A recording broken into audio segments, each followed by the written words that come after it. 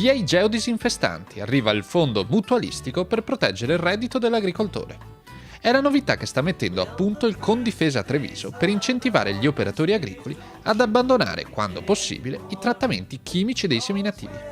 Una novità presentata alla fiera di Santa Lucia di Piave, in linea con quello che è il tema chiave della manifestazione, ovvero la sostenibilità in agricoltura. Sostenibilità significa sostenerci, sostenere la nostra salute, sostenere la nostra aria, sostenere il nostro ambiente.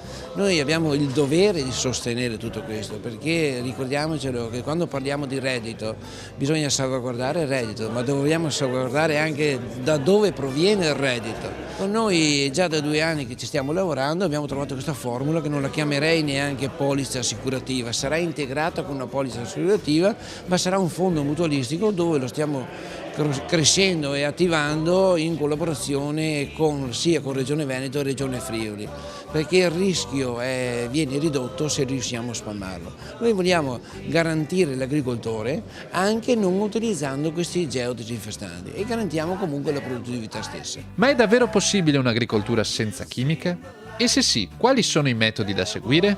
Ci sono dei criteri per sapere se, dove e quando si deve usare un fitofarmaco. Innanzitutto la valutazione del rischio in base alla conoscenza delle caratteristiche delle aziende e dei terreni e in secondo luogo l'uso di trappole a feromoni o trappole alimentari che consentono di stabilire in modo affidabile i livelli delle popolazioni dei parassiti.